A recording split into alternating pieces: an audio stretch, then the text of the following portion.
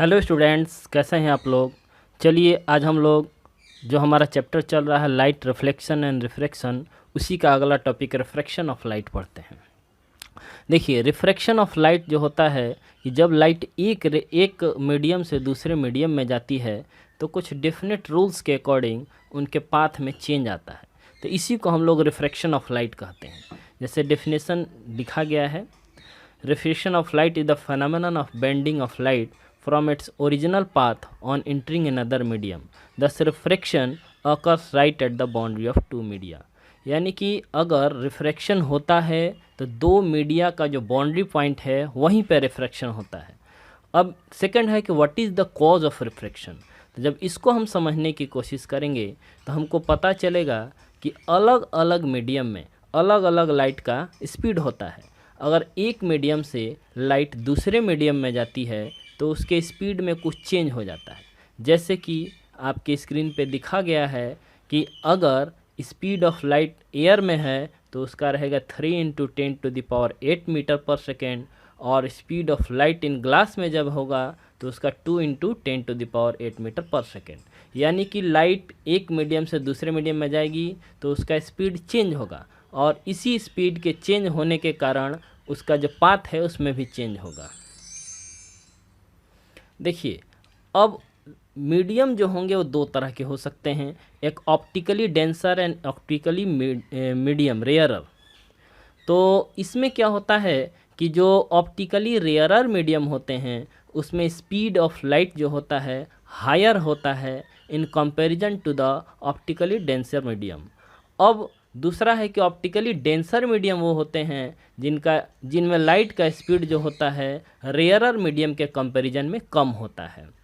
अब देखिए, अब नेक्स्ट टॉपिक जब हम लोग डिस्कस करेंगे तो हमको मिलेगा direction of bending of a light रे ऑन रिफ्रैक्शन। यानी कि जब एक लाइट रे एक मीडियम से दूसरे मीडियम में जाती है तो किस अकॉर्डिंग उनके डायरेक्शन में चेंज होगा, उसका कोई रूल है कि नहीं है।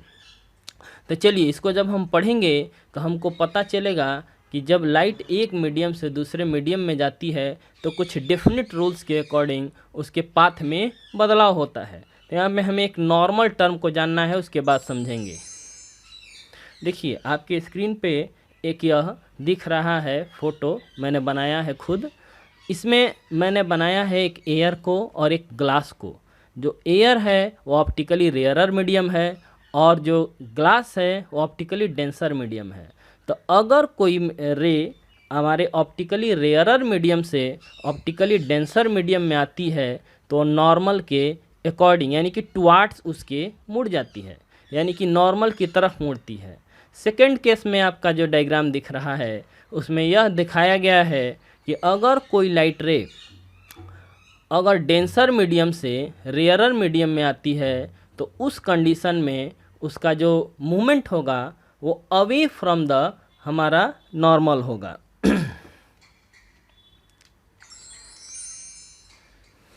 इसके बाद कुछ टर्म्स जो हैं हमको जानने पड़ेंगे, जैसे इंसिडेंट रे क्या है, नॉर्मल रे क्या है, एंगल ऑफ इंसिडेंस क्या है, रिफ्रैक्टेड रे क्या है।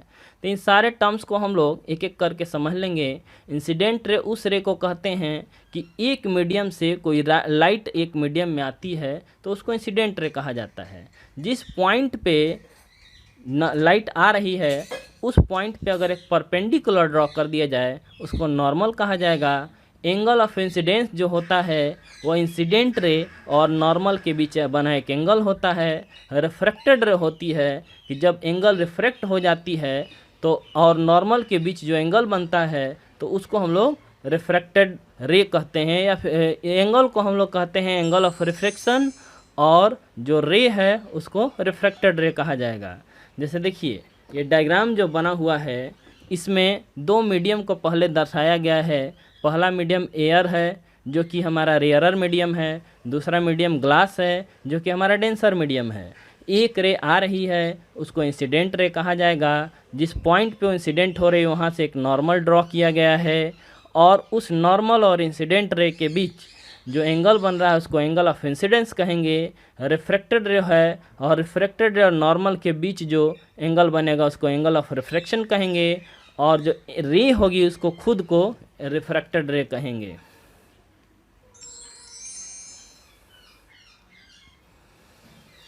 अब देखिए रिफ्रैक्शन जब हो रहा है तो उसका ला भी होगा, जैसे रिफ्लेक्शन में ला होता है। तो इस रिफ्रैक्शन ऑफ ला को हम लोग जानेंगे। देखिए रिफ्रैक्शन ऑफ ला कब होता है, जब एक मीडियम से दूसरे मीडियम में कोई लाइट रे जाती है। तो इसका फर्स्ट ला, इसमें 2 लॉ होते हैं। जिस तरह से रिफ्लेक्शन में होता था, इसमें रिफ्रैक्शन में भी 2 ला है। फर्स्ट ला है the incident ray, the refracted ray and the normal at the point of incidence all lie in the same plane. यानी कि इंसिडेंट रे, रिफ्रैक्टेड रे और नॉर्मल जो होते हैं सब एक ही पॉइंट पे, एक ही साइड में, एक ही प्लेन पे लाई करते हैं। और दूसरा है कि the ratio of sine theta cos theta हम लोग को मैथ में पढ़ना है, ट्रिग्नोमेट्री में है, तो उसमें साइन हमको जानना है। The sine ratio of sine of angle of incidence to the sine of angle of refraction is a constant for a given pair of media. यानी कि अगर 2 मीडियम है तो उनके एंगल ऑफ इंसिडेंस का साइन और एंगल ऑफ रिफ्रैक्शन का sine दोनों को निकाल के उसका रेशियो निकालेंगे तो 2 मीडियम के लिए हमेशा कांस्टेंट वैल्यू ही रहेगा। 2 मीडियम को जब भी कंपेयर करेंगे तो उसका वैल्यू हमेशा कांस्टेंट ही मिलेगा। अब देखिए इसमें जो कांस्टेंट वैल्यू मिलता है उस वैल्यू को हम लोग रिफ्रैक्टिव इंडेक्स कहते हैं। अब देखिए इसमें क्या होता है, जो रिफ्रैक्टिव इंडेक्स जो है ये हमारे डच एक देश है जिसको जर्मनी भी कहा जाता है संभवतः। इस वहाँ के एक मैथमेटिशियन थे जिनका नाम था डब्ल्यू स्नेल, और उन्हीं ने सेकंड आपका जो रूल है जिसको sine of angle of incidence divided by sine of angle of refraction जो कि कांस्टेंट आता था, इसको उन्होंने मैथमेटिकली जो है डिस्कवर किया था। इसीलिए इस रूल को स्नेल्स लॉ ऑफ रिफ्रैक्शन भी कहा जाता है। जैसे कि लिखा गया है साइन आई, यहाँ पे आई एंगल ऑफ इंसिडेंस होगा, sine r angle of refraction होगा। दोनों को जब हम कंपेयर करेंगे तो 2 मीडियम अगर रहेंगे तो उन 2 मीडियम को जब भी ऐसा निकाला जाएगा तो उसका वैल्यू हमेशा कांस्टेंट रहेगा। अब देखिए रिफ्रैक्टिव इंडेक्स हमको जानना है।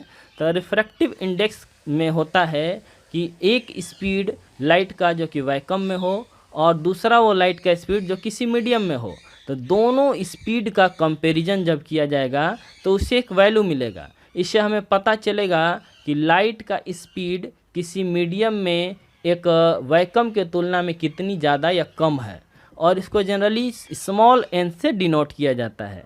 एक और टर्म है जिसको म्यू भी कहा जाता है। अब देखिए रिफ्रैक्टिव इंडेक्स को हम लोग कभी कभी 2 तरीके से नाम दे सकते हैं। फर्स्ट है एब्सोल्यूट रिफ्रैक्टिव इंडेक्स और सेकंड है relative refractive index. Absolute refractive index और रिलेटिव रिफ्रैक्टिव इंडेक्स अलग अलग कंडीशन के कारण इनका अलग अलग नाम पड़ा है। अब देखिए एब्सोल्यूट रिफ्रैक्टिव इंडेक्स का मतलब होता है कि अगर एक लाइट रे वैक्यूम से किसी अनदर मीडियम में जाती है तो उसको जो वैल्यू हम फाइंड आउट करते हैं उसको हम लोग एब्सोल्यूट रिफ्रैक्टिव इंडेक्स कहा जाता है। अब देखिए रिलेटिव रिफ्रैक्टिव इंडेक्स कब कहा जाएगा, जब वैक्यूम नहीं हो और एक मीडियम से दूसरे मीडियम में जाए तो उससे जो हमारा रिफ्रैक्टिव इंडेक्स का वैल्यू मिलेगा उसको रिलेटिव रिफ्रैक्टिव इंडेक्स कहते हैं। अब देखिए इसमें अलग अलग कंडीशन दिया गया है। जैसे रिलेटिव रिफ्रैक्टिव इंडेक्स को एक मीडियम का निकालना हो, यानी कि एब्सोल्यूट रिफ्रैक्टिव इंडेक्स निकालना हो, तो हम निकालेंगे speed of light in vacuum divided by speed of light in medium. तो ये हमारा जो वैल्यू निकलेगा एब्सोल्यूट रिफ्रैक्टिव, जो हमने साइन दिया है एम टाइप का, इसको म्यू पढ़ा जाता है। अब देखिए रिलेटिव रिफ्रैक्टिव इंडेक्स का क्या होता है कि अगर एक मीडियम हमें दिया गया हो और दूसरा मीडियम में दिया गया हो और दोनों मीडियम में हमें लाइट का स्पीड मालूम हो, तो speed of light second medium में divided by speed of light first medium में, तो इससे जो हमारा रिफ्रैक्टिव इंडेक्स मिलेगा उसको हम लोग रिलेटिव रिफ्रैक्टिव इंडेक्स कहेंगे। अब देखिए अब हम लोग देखेंगे कि एक रेक्टेंगुलर ग्लास स्लैब से जब लाइट आती है और रिफ्रैक्ट होके बाहर निकलती है, एक बार रिफ्रैक्शन होता है, फिर डबल रिफ्रैक्शन होने के बाद वो ग्लास स्लैब से बाहर निकल जाती है, तो उसमें क्या क्या होते हैं इसको देखना है। ये डायग्राम दिख रहा है, बड़ी इंपॉर्टेंट डायग्राम है। एक इंसिडेंट रे आएगी हमारे ग्लास की प्लेन पे, वो एक नॉर्मल ड्रा करने के बाद एंगल बनाएगी, उसको एंगल ऑफ इंसिडेंस कहा जाएगा। फिर वहीं रिफ्रैक्टेड रे होके एंगल ऑफ रिफ्रैक्शन भी बनाएगी, और जब सेकेंड बार जब ग्लास से निकलेगी वो रिफ्रैक्ट होके फिर से, तो उस रे को हम लोग कहते हैं इमर्जेंट रे। और इमर्जेंट रे और नॉर्मल के बीच जो एंगल ड्रॉ किया जाएगा उसको एंगल ऑफ इमर्जेंस कहेंगे। अब देखिए इसमें एक डॉटेड लाइन दिखाया गया है। डॉटेड लाइन का मतलब है कि अगर ग्लास नहीं होता तो हमारे इंसिडेंट रे का एक नॉर्मल पाथ उसी डॉटेड लाइन के अकॉर्डिंग हो जाता, लेकिन जब रिफ्रैक्शन हुआ तो हमारा इमर्जेंट रे निकली, तो दोनों के ओरिजिनल पाथ और एक्चुअल पाथ में एक डिफरेंस आ गया, एक दूरी बन गई, तो वो डिस्टेंस को हम लोग लैटरल डिस्प्लेसमेंट कहते हैं। ये बहुत इंपॉर्टेंट है, इसको आप स्क्रीनशॉट ले सकते हैं या फिर पॉज करके इसको समझ सकते हैं। अब देखिए इसमें हमने लिखा है, डेफिनेशन को भी लिख दिया है। एंगल ऑफ इमरजेंस जो होता है, angle made between normal and emergent ray is known as angle of emergence, यानी कि नॉर्मल और इमरजेंट रे के बीच जो एंगल बनता है उसको एंगल ऑफ इमरजेंस कहते हैं। लैटरल डिस्प्लेसमेंट का मतलब यह होता है कि हमारा परपेंडिकुलर डिस्टेंस जो कि हमारा ये इमरजेंट रे और एक्चुअल पाथ जो है उसके बीच बनता है, तो उस तरह के डिस्टेंस को हम लोग लैटरल डिस्प्लेसमेंट, जैसे डेफिनेशन में मैंने लिखा है कि the perpendicular distance between the original path of incident ray, जो ओरिजिनल पाथ है, and the emergent ray coming out the glass slab is known as और called lateral displacement of emergent ray of light. चलिए बहुत अच्छा, इतना आपने देख लिया। आपसे आग्रह यही है कि आप मेरे इस चैनल को काफ़ी अच्छे से देखें और अपना आशीर्वाद दें, और जो भी कुछ कमियां या फिर जो भी मांगे आपकी हैं, चाहे ज़रूरतें हैं, उसको बताएं, जिससे कि हम इसको और आगे सुधार कर सकें। धन्यवाद।